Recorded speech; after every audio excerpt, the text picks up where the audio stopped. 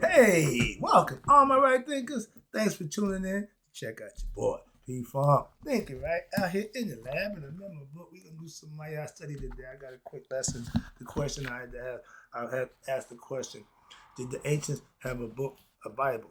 Yeah, we call it the Pert M. Heru. Y'all know it as the Book of the Dead. Let's talk about it. I got you. What is the Pert M. Heru? Let me break it down for you. Right, this is a 25 rule live by. Storytelling, story with a message. There's a message in my stories for life. I give you life lessons. You tune in and receive them. I appreciate you. We got a good thing going. Let's do what we do. Right thinking mission is to enlighten, inspire, educate, and motivate you, the individual, to a higher spiritual level of enlightenment. Right thinking's way of life through mental and spiritual discipline, practice daily, will help and guide you to obtain your goal of reaching spiritual enlightenment, aka know thyself. My mission that all right thinkers know thyself. If you're a right thinker, your goal is to know thyself. See where we're going with this? Let's get there together. So I asked the question, do you know you? You will when I'm through. That's what I do. It's rhetorical, but if you don't have to answer for yourself, tune in. I got you. A person who knows not and knows not that they know not is foolish. Disregard them. A person who knows not and knows that they know not is simple, but you can teach them. That's why I do what I do. For you, I appreciate you too. Stay tuned. I got more for you. A person who knows not and believe and think that they know is dangerous, avoid them. I do. A person who knows and knows not that they know is spiritually asleep. I can awaken them. I'm the spiritual alarm clock here to wake you up with knowledge of self. That's what I do for you. A person who knows and knows that they know is wise. Follow them. All these persons reside in you. Right thinkers, know thyself. And to might not be true. Right thinkers, let's talk about the question that was asked. What is the Per M Haru? It was our Bible, basic instruction before leaving Earth. I can make that fact. Let's go. Let me see if I can get it clear to you. The concept or the resurrection of the Asar and his reincarnation in the form of Haru. That's the spirit that's in me and you. Every time you hear me say Haru, that's the spirit that's in us. That's the original Christ. Just want to put that out there. Okay, why? Because ain't nothing but spirit. That's what it's about. And that's what we are, spiritual beings. We have to remember or know that for ourselves. And in the form of Haru is a symbol for what we call the resurrection, which must occur where? In the life of who? Every human being. Ain't no exceptions, Dr. Clark. No exceptions. So we know that. Be conscious of that. Now, in this manner, now this is ancient philosophy. Watch this. In this manner, the story, the mythology behind the Saturn Trinity, which starts with the father, Asar, the mother, Aset, Haru, that's the spirit that's in me and you. That's the offspring from spirit and intuitive wisdom brings Haru, aspirants, people who want to be their best selves. They want to know themselves. That's what Haru is. Somebody who wants to know who he is. Hold the Asar, Aset, Haru concept, the Trinity, it holds a teaching which, when fully understood and properly practiced, will lead you, the aspirant, to obtaining spiritual enlightenment. That was the purpose of the Per M Haru, or they had another call for it, the guide to becoming Haru, your best self, to know thyself.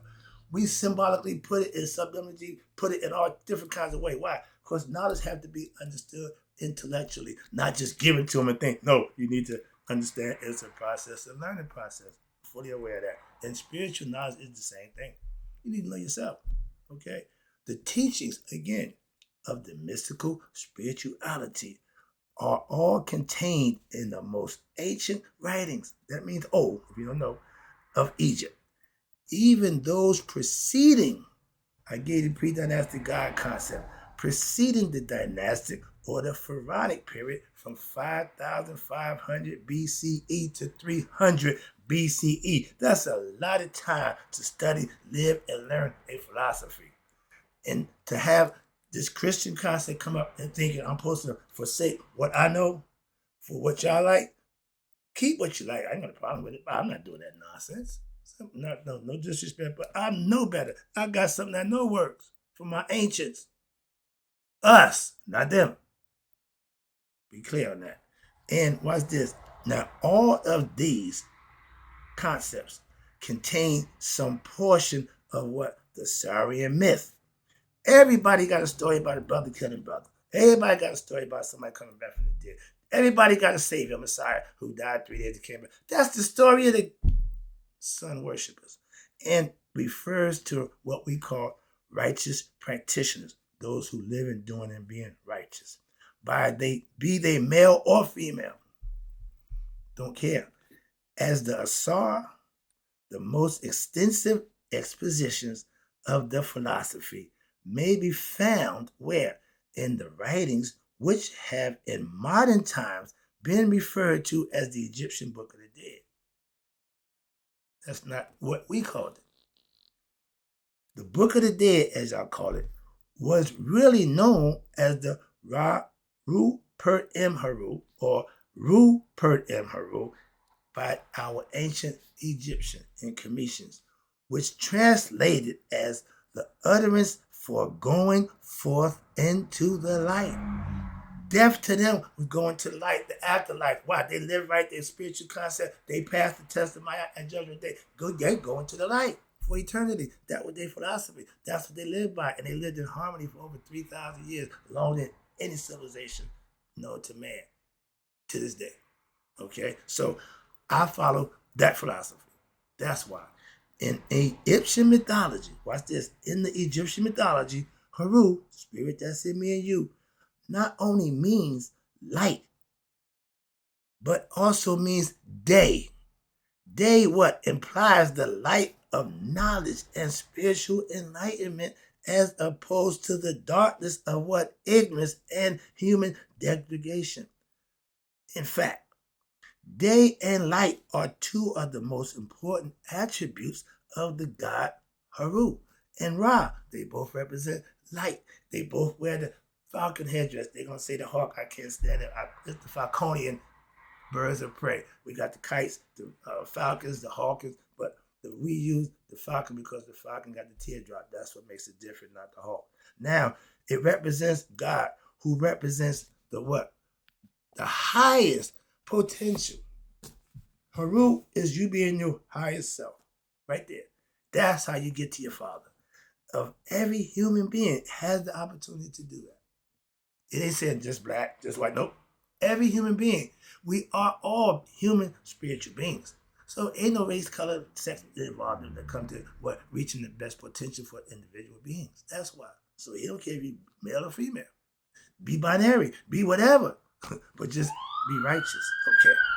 But this symbolism is reinforced by the fact that only Heru and Ra utilize this symbol of the headdress of the falcon. It says hawk, okay? But the hawk don't have the teardrop. The falcon do. So, and why they do that? Your spirit is represented by the peregrine falcon. Google them. The fastest, highest flying bird, and that's what represents your spirit. You can't beat the peregrine falcon. He's the best of the best. That's what your spirit represented by that. They knew that. That's why they used it. Americans used the eagle, bald eagle. Okay, after 40 years, you go hibernate, crack out his beak, pull out his feathers, come back, new again, reborn. So they use that as the rebirth. As we use the phoenix, it's burned up in his ashes, and we come back alive. It's all symbolism. It's all symbolic of you making transformation. Spiritual alchemy is you going from ignorant to enlightenment. Ding, ding, ding. Masonic concept. I just gave you that one. You're going from a rough ashlar to a polished ashlar, perfect ashlar. That's what polishing, work, cultivating. You putting the work in. You transforming yourself to be better. That's self-improvement. That's right in the philosophy. It all ties in esoteric teachings. But the animal in which is what? The reason why they use the spirit represented by the hawk, that animal, which is swift and possesses sharpness and clarity of vision.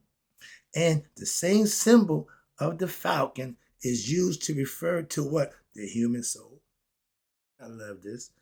Thus, the text is directed toward enlightening you, the aspirant, in your human soul as to what is true self, the true nature of who you really are.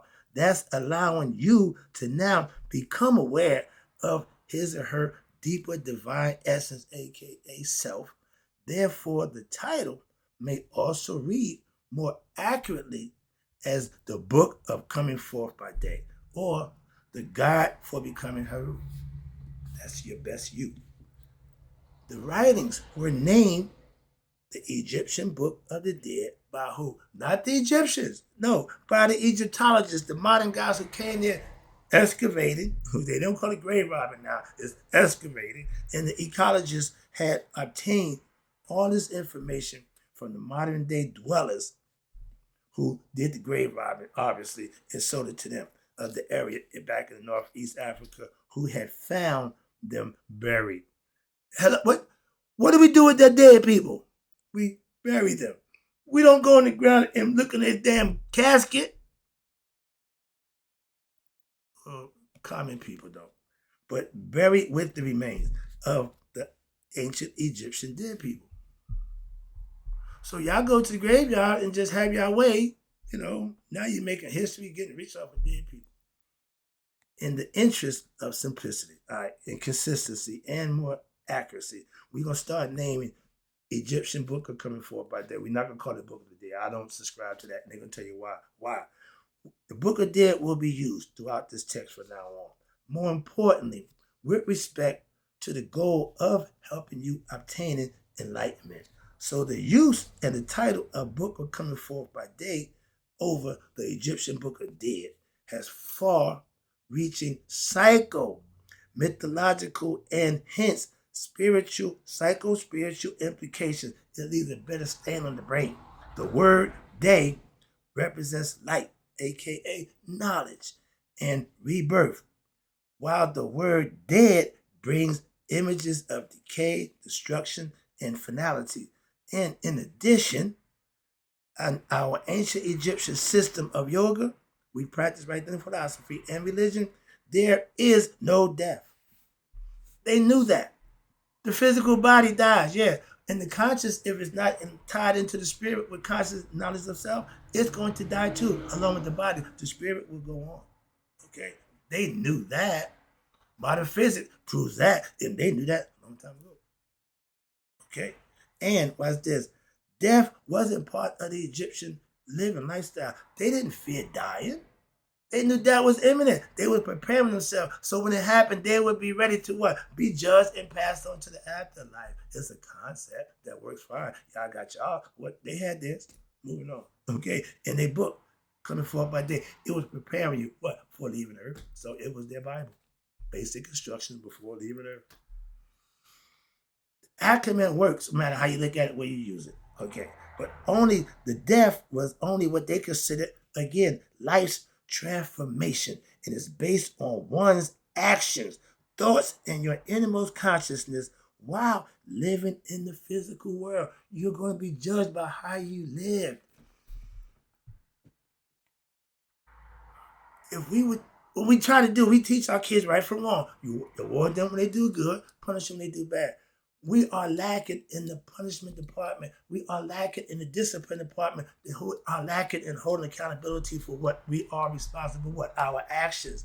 Don't wait to death judgment to find out that you made bad decisions in your life. That's Monday morning quarterback. And make the adjustments, become an enlightened being, know thyself, so that way you secure in your position for what? Eternity. That's what they're telling you. Oh, that's the Isis, mystery of Isis. We're teaching you how to reach immortality by becoming one with God. The oneness of God. Philosophy. You have to be, act, but like God.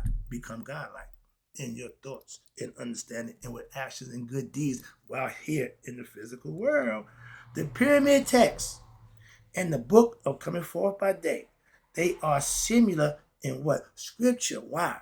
And in purpose, the fact, the origins, and at least the versions of the Book of Coming Forth by Day, which we composed towards the end of ancient Egyptian civilization. But it can be traced to the earliest versions of what we call the pyramid text, which are hieroglyphic writings, and it contained in the pyramid tombs of the kings of the early dynastic period back 5,000 and 5,000 BCE. The pyramid text and the Book of Coming Forth by Day are collections of utterances and rituals and ceremony that they practiced, originally recorded in hieroglyphic scripture first by Tahuti, and later on in the Heretic and the demonic, even the Coptic scripture. So they start modifying so everybody can read it and understand it. Okay, once they got the translation, they started giving it to everybody. And I'm telling you personally, it still works. Why? I practice it. Like y'all Christians say about the blood of Christ, I'm practicing knowledge of self. It still works. And they were designed, the scripture was designed to lead you, the initiate, to transform your consciousness from what? A human to the divine. And what? Lifestyle, living, and purifying one's mind before the heart. You purify the mind with what? Studying wisdom teachings that you're doing right now. That's what I'm doing to you now. Of who? Pa Netta, or what we call the Transcendental Supreme Self, God, Netta, whoever, and the Nettas, which is the Nettas are the divine forces emanated from God, which runs the universe, Maya included. Each of these constitute what we call treaties, or of ancient Egyptian mystical philosophy. And together it constitutes what? An advanced, not the elementary level of religion. It's an advanced holistic system of what we call spiritual development, comparable to what the Yogi Vedanta philosophies and where in India. All of these have as their main purpose, and the goal for religion is this also, to what? Affect the union of your individual consciousness, human, being with the transcendental self, higher supreme being, God, becoming one in consciousness and understanding that who and what you are is the spirit of God. That's Heru. And over the long period of time, in 5,000 years, a long period of time, okay, of the ancient Egyptian dynastic civilization, which they lived by for thousands of years in harmony, was lasted over 5,000 years. The teachings presented in the book of Coming Forth by Day,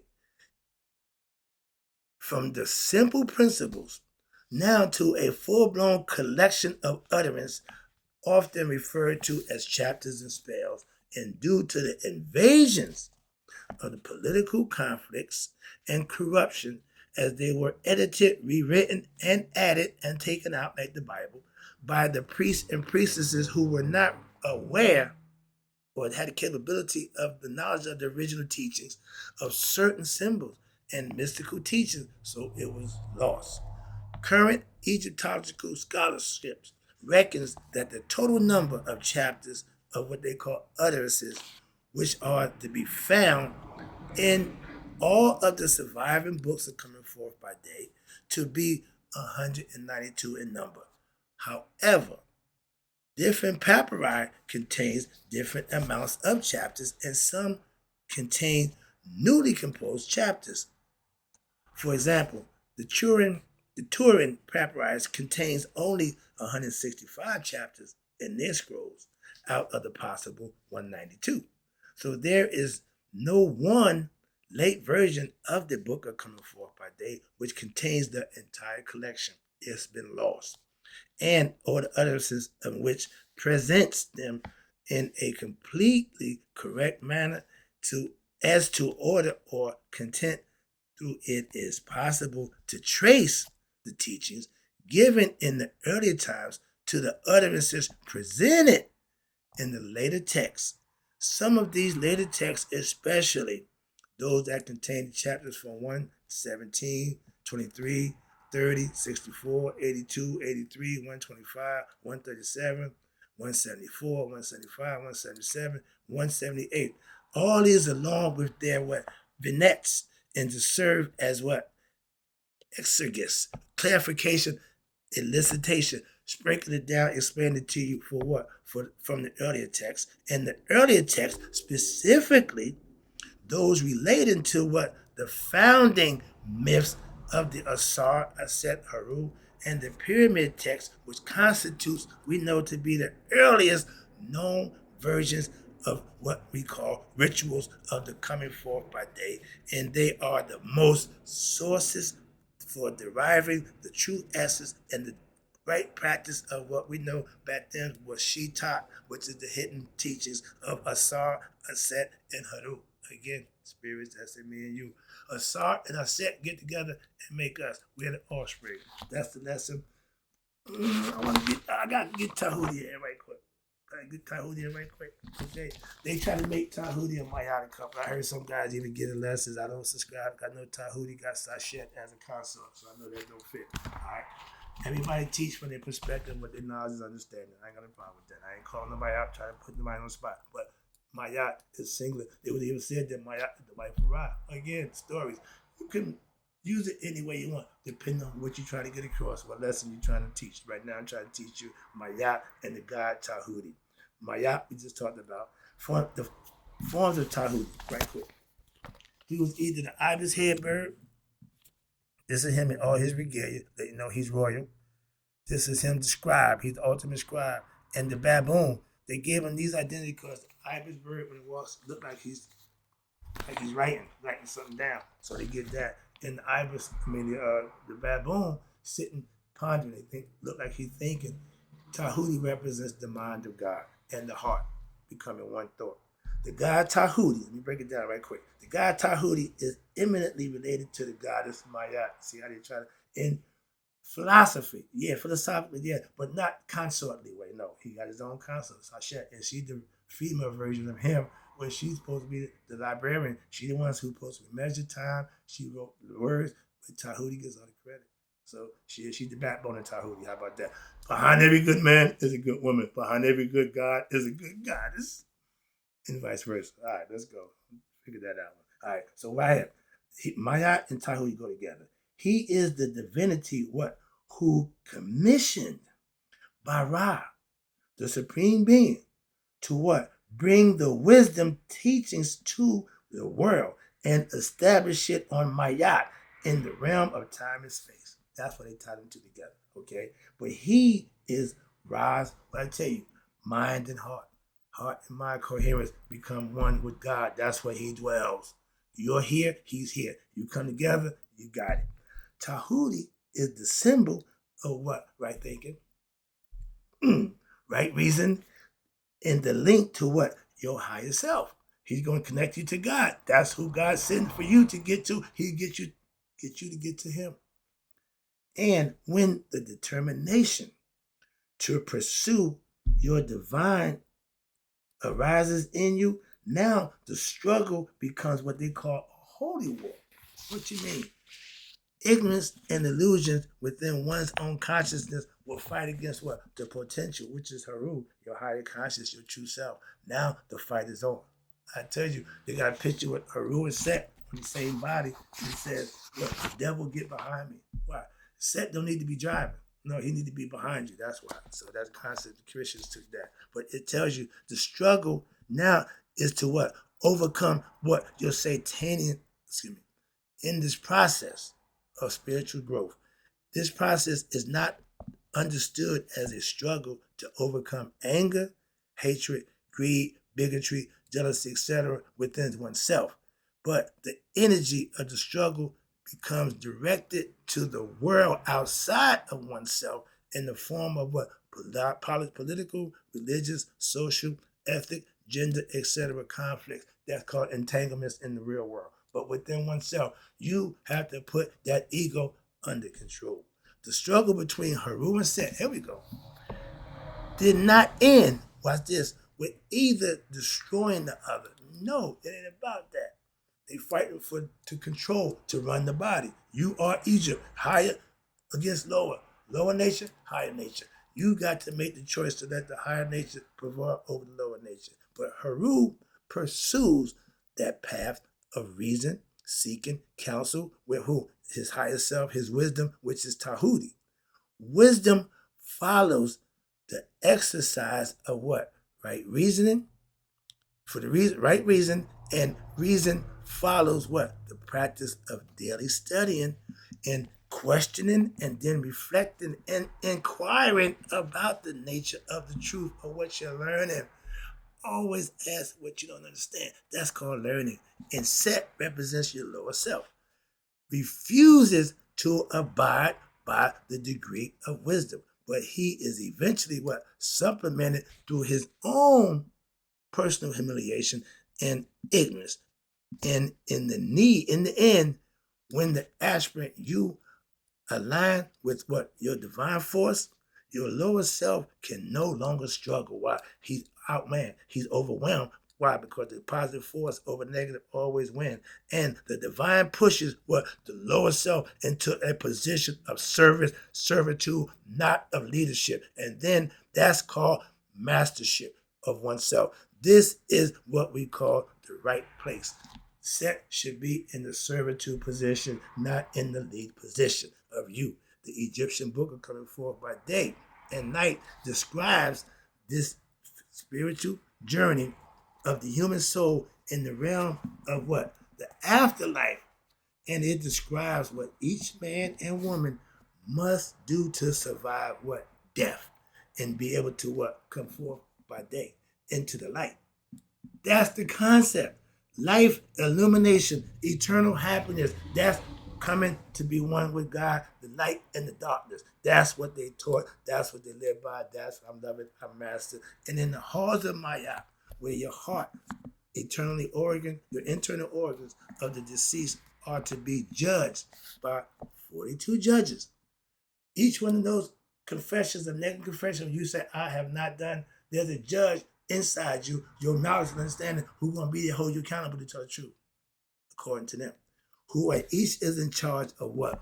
One of your confessions. But all 42 confessions are virtuous guidelines for what? Living right and making up the basis for what we call the 42 negative confessions, stating, I have not done these things. Not commandments saying, don't do this, okay? But if one lives righteously, one will be able to say these things, and what they have not commanded any offense, they had not committed any offense that's negative on the faith. The 42 confessions. When you can go order 42 and you will pass the test of Maya. And upon ordering these words, now the deceased would, if you pass, you take on a new name. Oh, instead of me being P-Funk, right? I would be Asar P-Funk, right? Why? I'm joining with God. And that's who I'll be forever. Imagine you know who you are for the rest of your life. Not dying. Spirit don't die. But when the conscious becomes spirit, and the spirit connects with the conscious, you know that now. So you no longer fear what? Death of the physical body. The ego self. Don't worry. The true self shines through. And if the heart of P-Funk, right, is found to be heavier than the feather of my yacht, instead of joining with Asar, changing my name, Scooby-Doo, Ruh-roh, what happened? You will be sent to the realm of mental illusion. That's the astral plane, with the physical body in there, but you're there in consciousness, where you just waiting to see which way it's going. And that's called the doo-wop, okay? And the story goes, when Ra comes to the doo-wop, he comes through every night. And the people there, they know when that light come through, it's time to what? Swing down, sweet chariot, stop, and let me ride. They can grab on to the boat and make an escape out of the doo-wop and go with Ra, okay? In the real world. But in the form of an animal or a beast to be eaten by the monsters or evil spirits who feed on what? Sin, greed, and unrighteousness. That's Amen. Okay, the devourer. Okay. At the time of Judgment Day, she sits at the scale, and that's how she eats. And she is fat as all outdoors.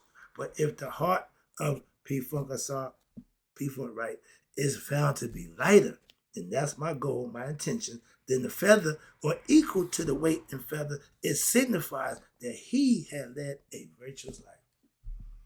When the Christians say, when you die and you go to heaven, and God say, well done, my good and faithful servant, that's where that comes from. That idea comes from right here. What's this? If you live a virtuous life, that means you have mastered the teachings and gained the knowledge and the wisdom of what?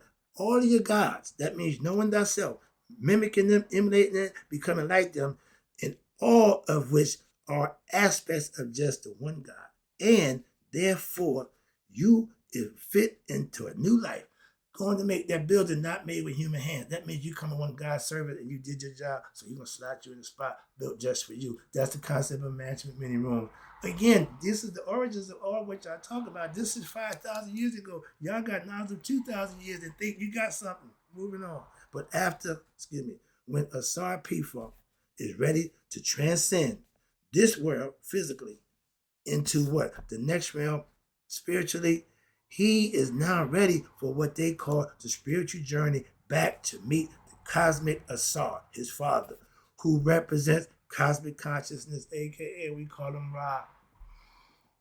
After P-Funk Asar joins his own virtuous, after through his own virtuous life, after living it, now is allowed to take on or fashion what they call a new glorious spiritual body.